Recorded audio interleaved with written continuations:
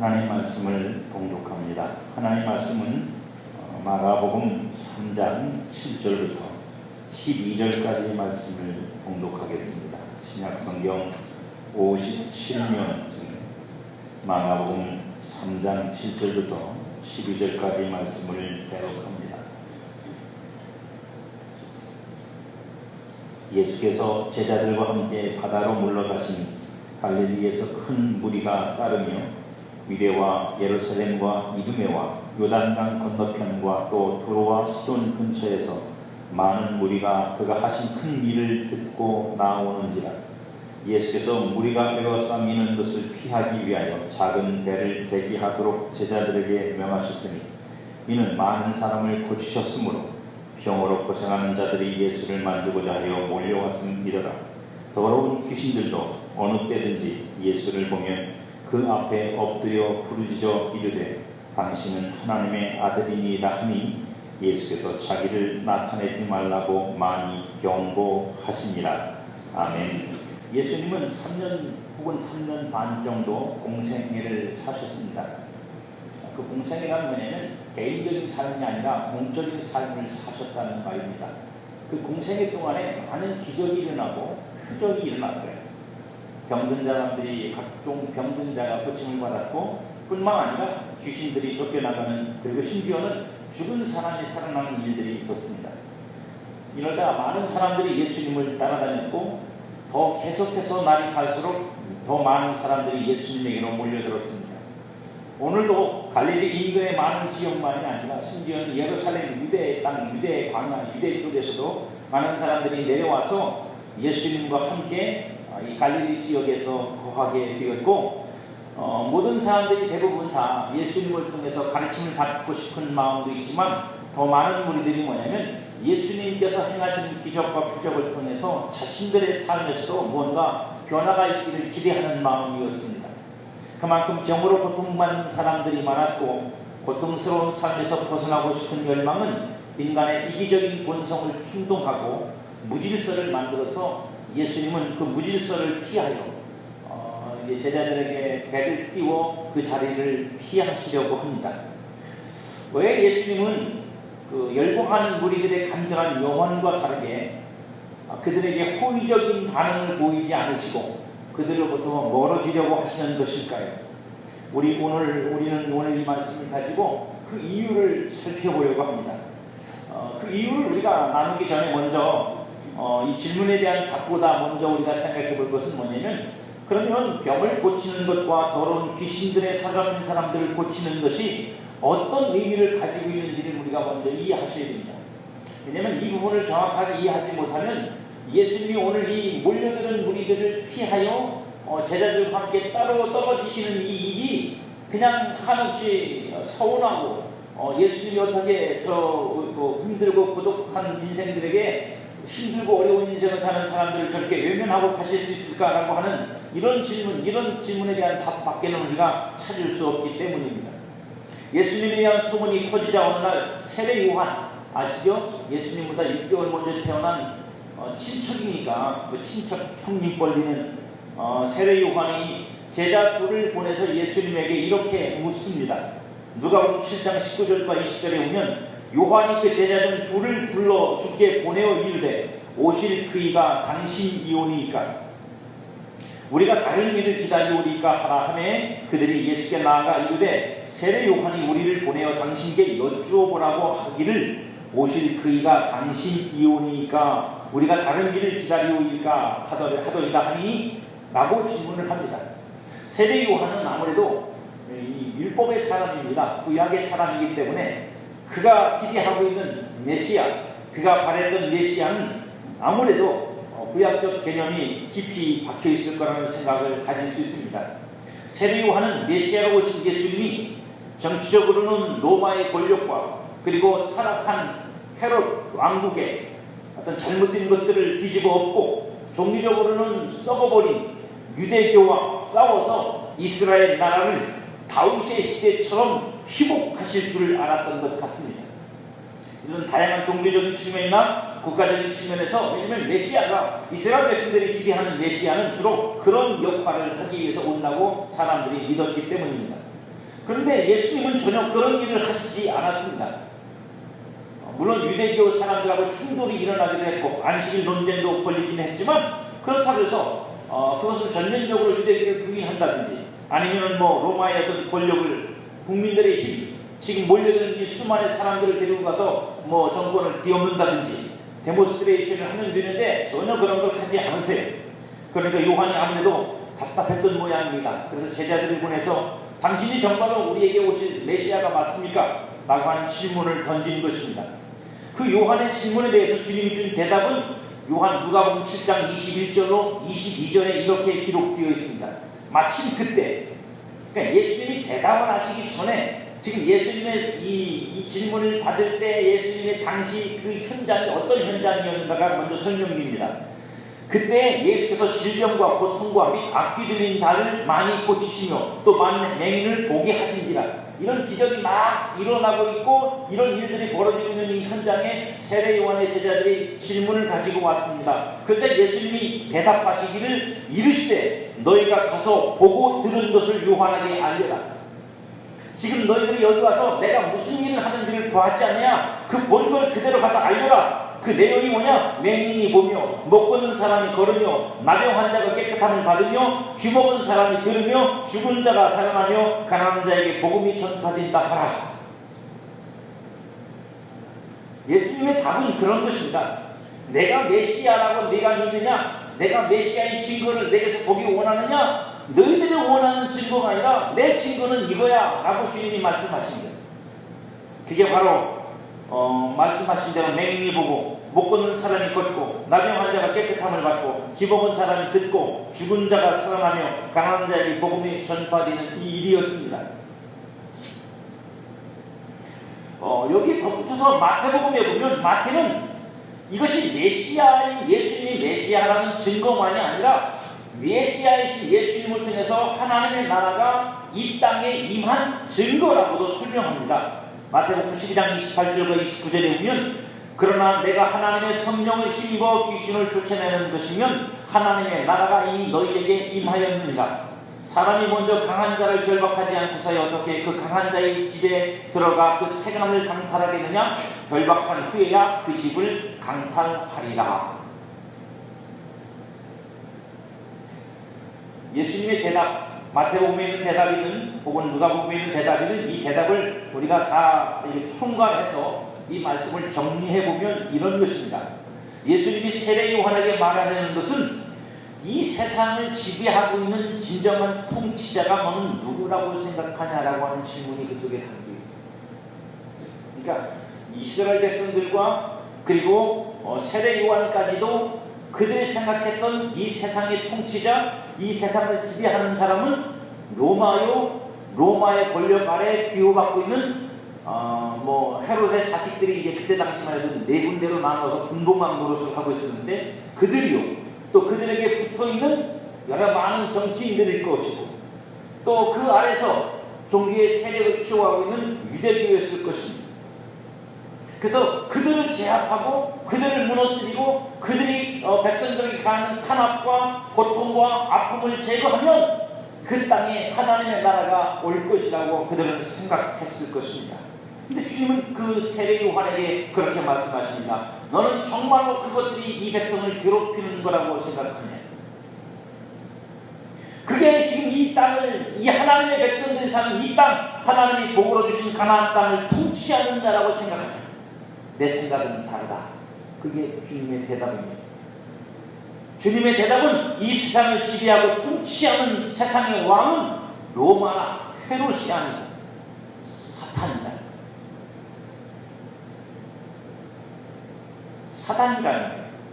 그리고 그의 세력들 곧 악한 명들과 이 세상의 공중권세를 잡은 자들과 그 공중권세 잡은 자들을 통해서 영향받고 있는 정서와 권세자들이 지금 이 백성을 통제하고 다스리고 백성의 삶을 이렇게 다 망가뜨리고 있다고 하고 말씀하고 계시는 것입니다.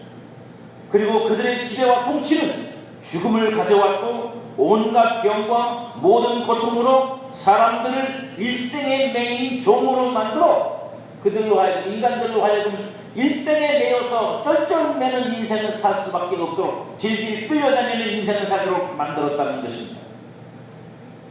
근데 이게 예수님이 오셔서 예수님을 통해 맹인이 보고 못 걷는 사람이 걷고 나병 환자가 깨끗하게 되고 귀먹은 사람이 듣고 죽은 자가 살아나는 것은 그들이 더 이상 사탄의 통치를 받지 않고 하나님 나라의 통치가 권능으로 그들에게 임했다는 가시적인 증거가 이것이다 라는 말씀입니다.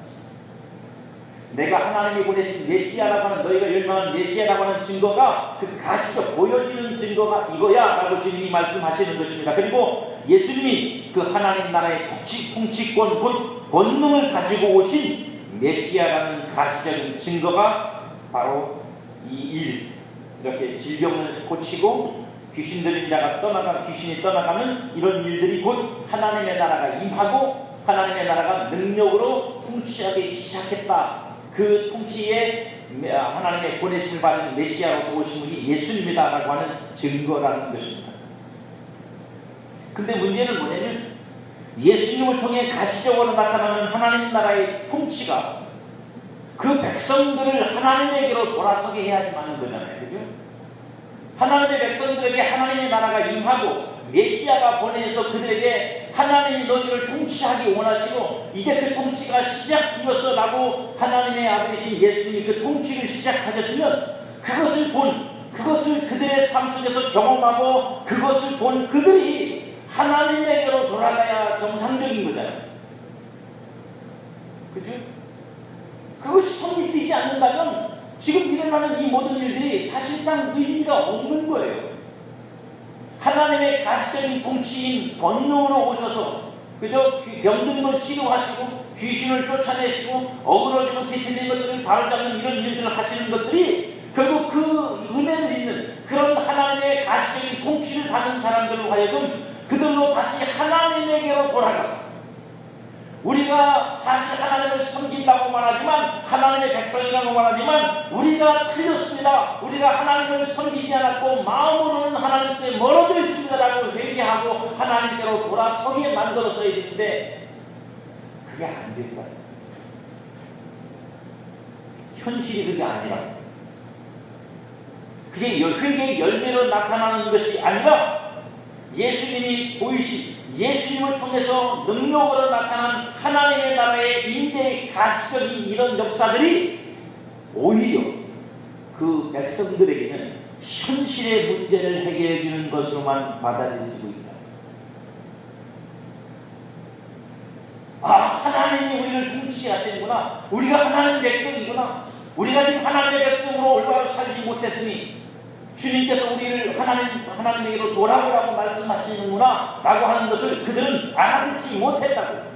그래서 주님이 일으키시는 하나님 나라의 인재의 특징이고 하나님의 통치의 특징인 이런 가시적인 현상들을 보면서 그걸 자신들의 몸으로 겪으면서도 그들은 그 놀라운 하나님의 인재의 역사와 하나님의 통치를 자신들의 현실을 해결해가는 데만 쓰는 도구와 수단으로 만든다.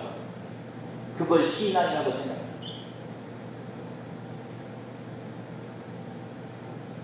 그러니 주님은 몰려드는 사람들에게서 하나님이 주시는 참 믿음이 아닌 사람의 욕망까지도 이용해서 그 욕망으로 거짓 신앙을 만들어 그것이 사람들에게 어떤 영적인 힘을 갖게 만들고 그 힘으로 지금 예수님을 휴황하고 높이고 떠받쳐서 자신들이 원하는 것을 이루려고 하는 그 밀려옴, 그 힘을 주님은 느끼셨다. 그 힘에 밀리면 그때부터는 예수님의 길은 예수님이 하나님께 보냄받은 길을 가는 게 아니라 마태복음 4장에 나와있는 것처럼 마귀가 예수님을 시험한 그 길로 가는 거예요. 세상으로부터, 세상 사람들로부터, 세상 어떤 것으로부터 높여지고 칭송받고 그리고 하나님의 아들이라는 어떤 떠올려진 영광으로 그 백성들을 사로잡고 그 힘으로 무언가를 이루어내려는 길로 가는 그건 마귀가 예수님에게 시험한 거 아닙니까?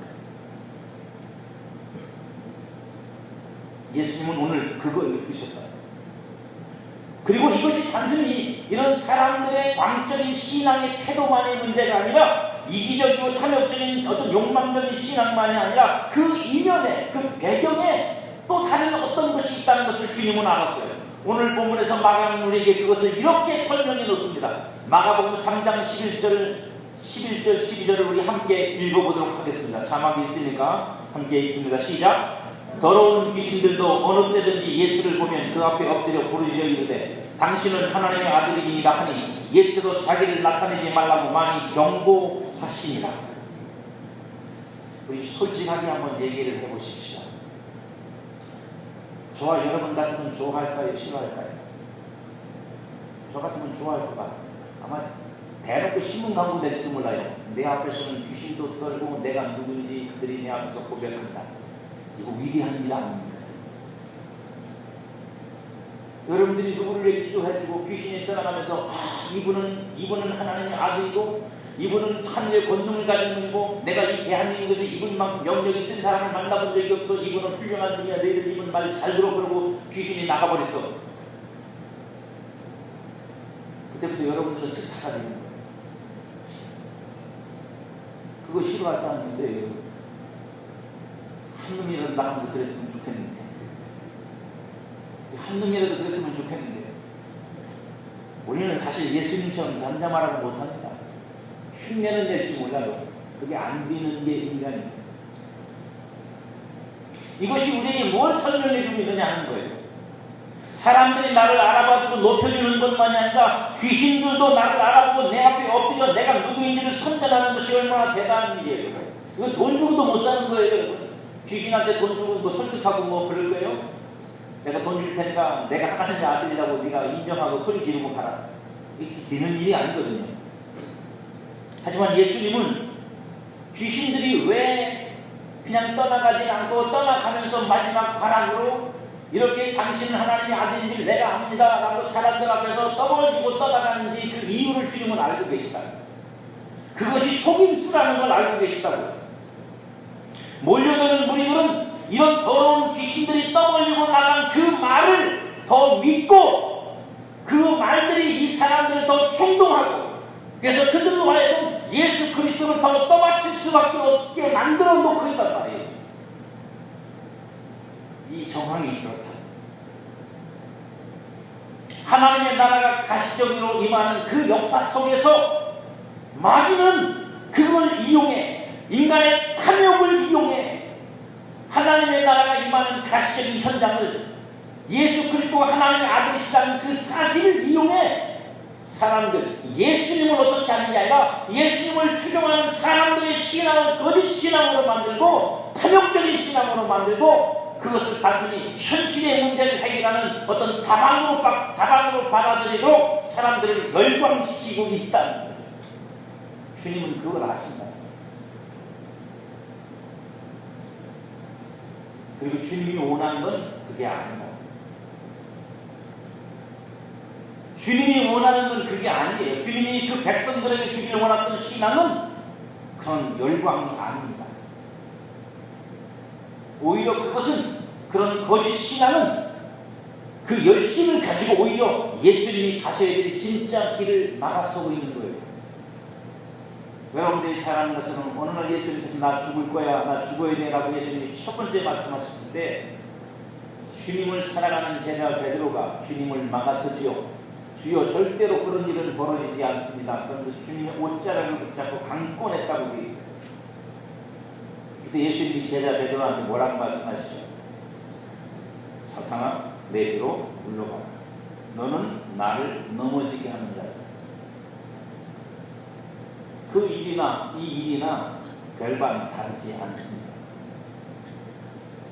그러므로 예수님이 그 무리를 피하는 것은 그들의 형편을 외면하는 것이 아니에요. 여러분 병낫기를 위해 기도하지 말라는 것도 아니고 귀신 쫓는 일을 하지 말라는 것도 아니고 그건 다 하나님의 나라가 가시적으로 임하는 역사예요. 하나님의 능력이고 은혜에 속한 것입니다.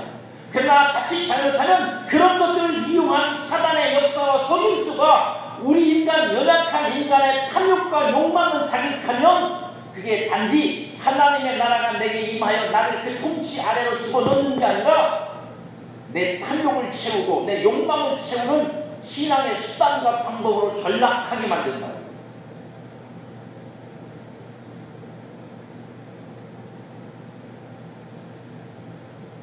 그 현실을 오늘 우리는 대한민국 기독교 안에서 아주 뼈저리게 느끼고 있습니다.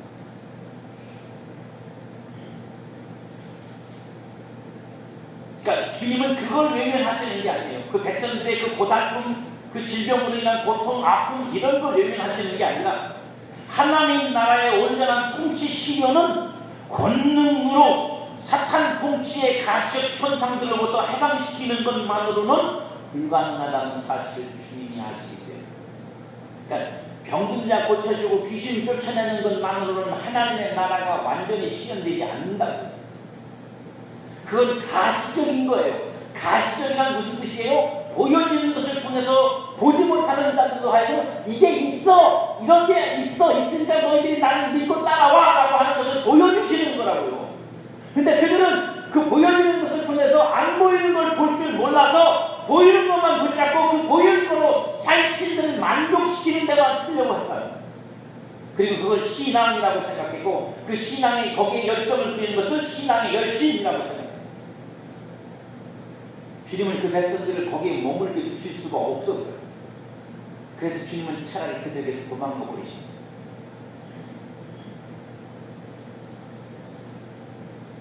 왜냐하면 주님이 정말로 그들을 해방시키기 원하시기 때문입니다.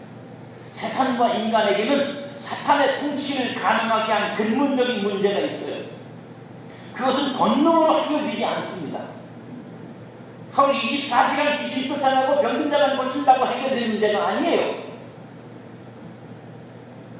주님은 완전한 승리, 완전한 희복, 완전한 자유를 주시려고 이 땅에 오신 분입니다.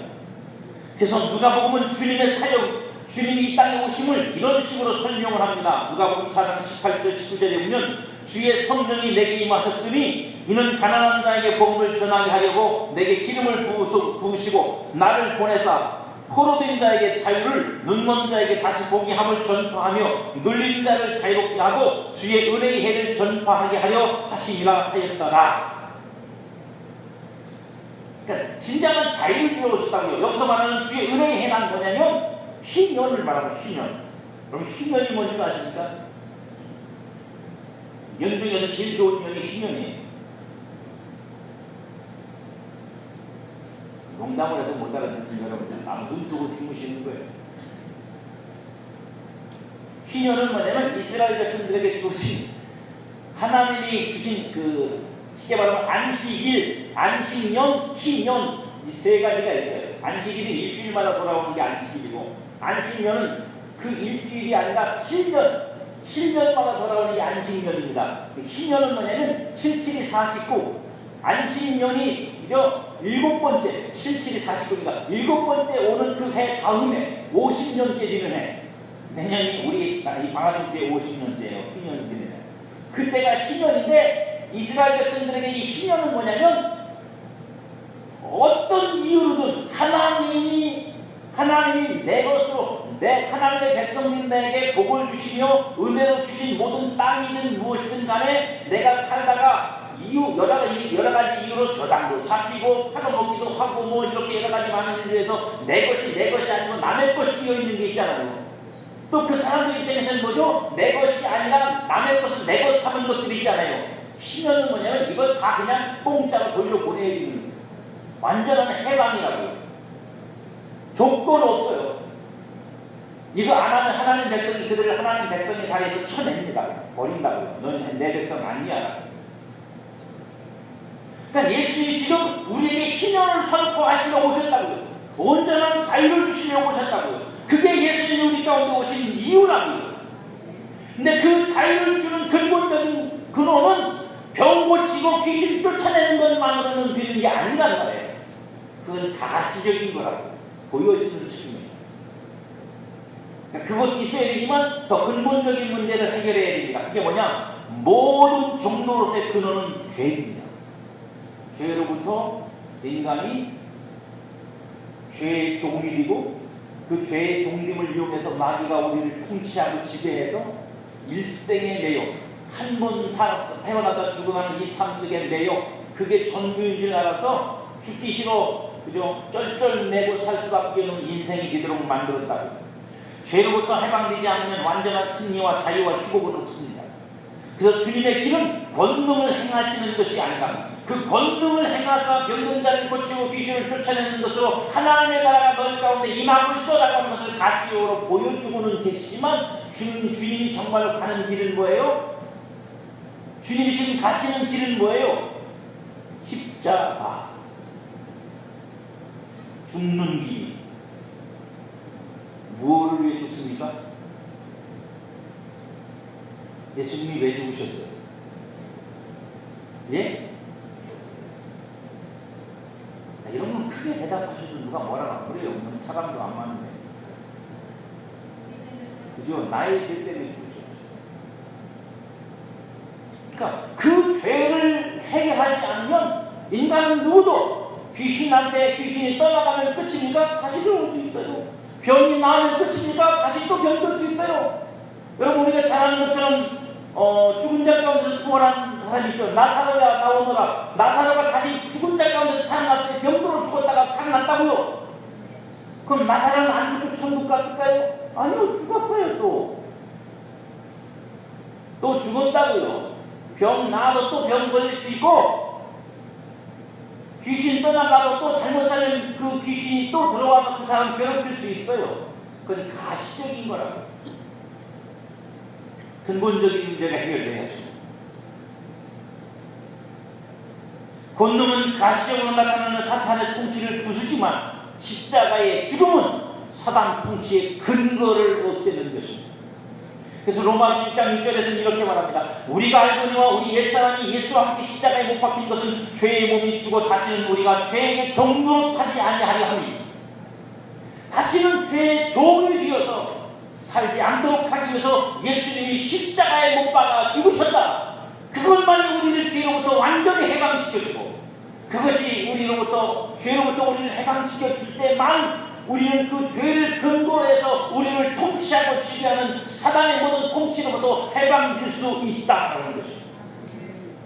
그러므로 7절에 이렇게 말합니다. 이는 죽은 자가 죄에서 벗어나 의롭다 하심을 얻었습니다. 그러므로 너희도 그 예수를 믿는 순간 뭐 한다고요? 죄에서 벗어나 죄와 상관없는 자유로운 자가 될 것이요 의로운 자가 되는 것이라고 말씀합니다. 예수님은 십자가로 승리를 이루셨고 그 승리는 성도의 승리이며 희복이고 자유가 됩니다.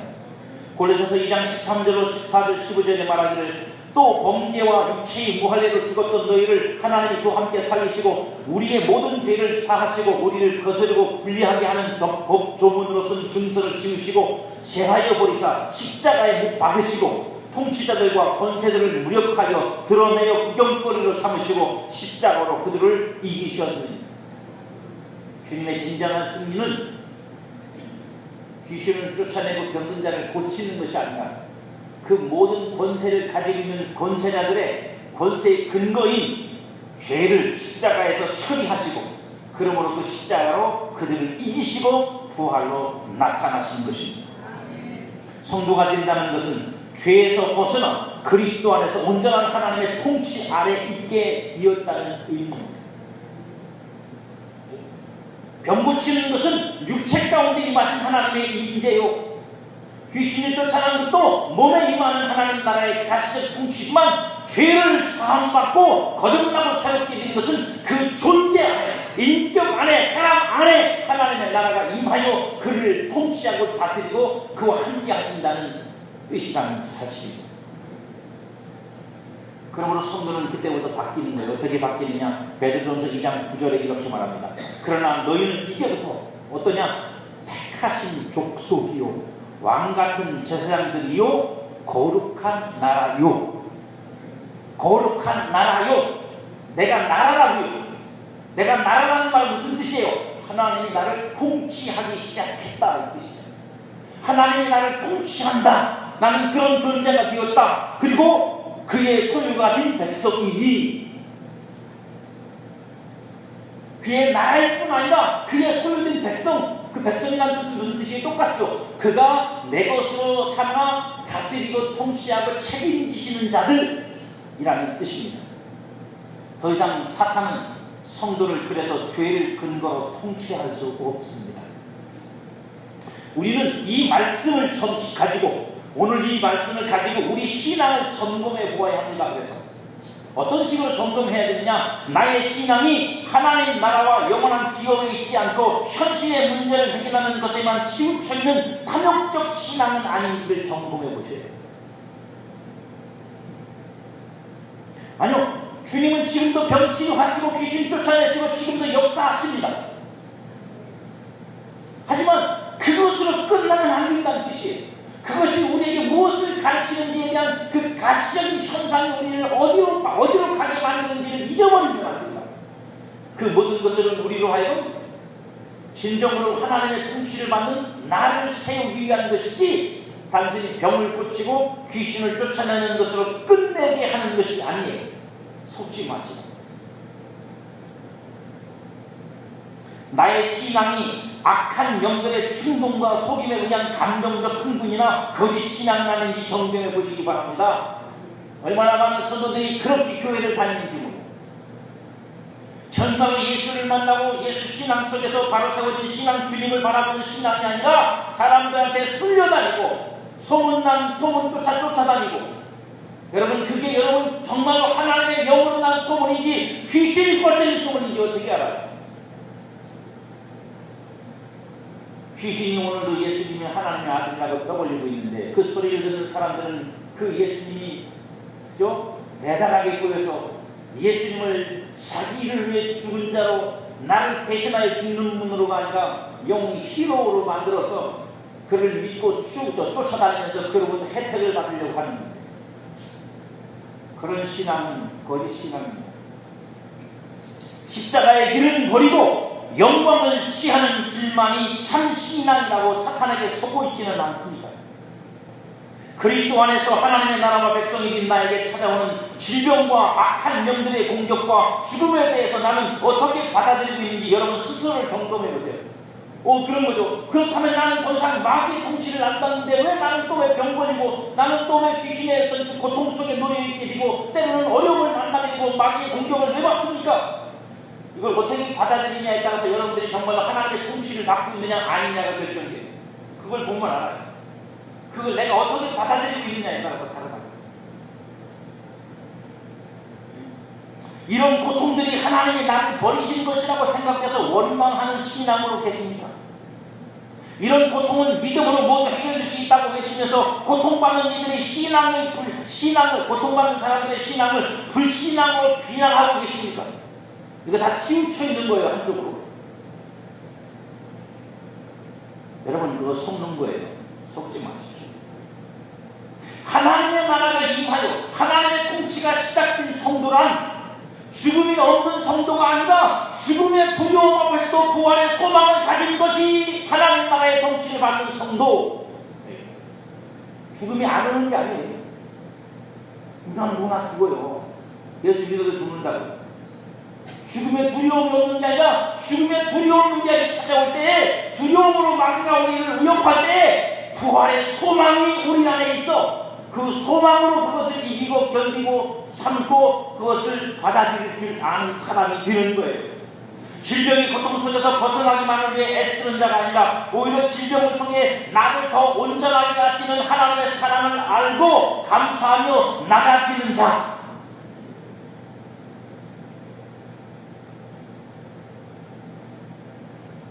그래서 이 모든 일로 오직 주님만을 의지하고 더욱 주를 가까이 하는 자가 하나님의 통치를 받는 자고, 이런 것들 때문에 하나님 안 계셔버리고 가는 건 아니라고. 그건 하나님 통치가 없는 사람입니다.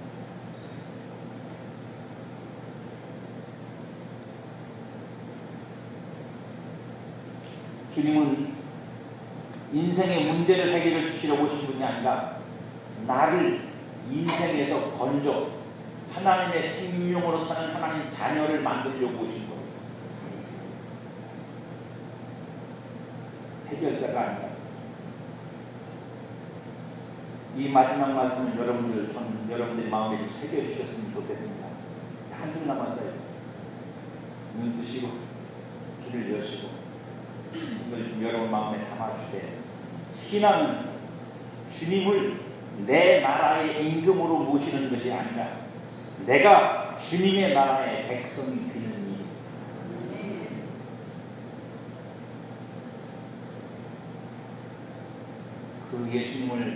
그 예수님의 나라에, 그 예수님의 통치에 백성이 되시기를 주님의 이름으로 축복합니다.